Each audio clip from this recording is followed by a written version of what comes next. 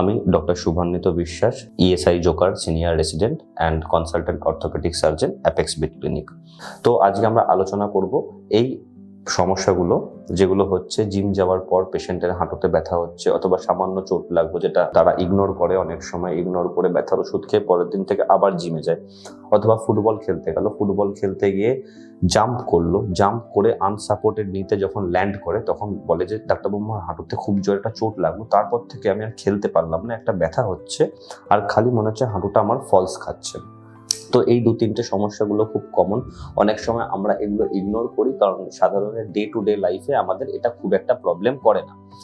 তখন কি হয়, আমরা এই সামান্য এই সমস্যা নিয়ে হাঁটুতে একটা বেল্ট পরে দিনের পর দিন কাটিয়ে যাই। কোনো ডাক্তারবাবুকে দেখালো, ডাক্তারবাবু বললেন যে একটা এমআরআই করতে, হাঁটুর এমআরআই হলো, হাঁটুর এমআরআইতে লিগামেন্টে ছেঁড়া পাওয়া গেল। দেখা গেল যে আমাদের হাঁটুতে 2-3টে ইম্পর্টেন্ট লিগামেন্ট থাকে, তার মধ্যে এসিএল এবং পিসিএল, এটা খুব ইম্পর্টেন্ট লিগামেন্ট, এই লিগামেন্ট ছিঁড়ে আছে। এই লিগামেন্ট ছিঁড়ে থাকার পর অনেক ডাক্তারবাবুই অ্যাডভাইস করে যে ঠিক আছে, তোমার যে ছেঁড়াটা আছে তার জন্য কিছু করতে লাগবে না, ওষুধপত্র খাও, হাঁটুতে বেল্ট পরো, ঠিক হয়ে যাবে। কিন্তু সেক্ষেত্রে কি হয়, পেশেন্টও তাই করে, নিজের দৈনন্দিন জীবনে ফিরে যায় এবং কাজ করতে থাকে। কিন্তু আস্তে আস্তে প্রথম 6 থেকে 7 মাস অথবা 1 বছর পেশেন্ট ভালো থাকলেও তারপর থেকে পেশেন্ট বলা শুরু করে ডাক্তারবাবু আমার হাঁটুতে ব্যথাটা কিন্তু আবার বাড়ছে। শীতকাল এলে বাড়ে, অথবা যখন কোনো ভারী কাজ করি তখন বাড়ে। ফুটবল আর খেলতে যেতে পারি না, যেদিনই খেলতে যাই তারপর হাঁটুতে অসহ্য যন্ত্রণা করে এবং হাঁটু ফলস খায় বলে মনে হয়।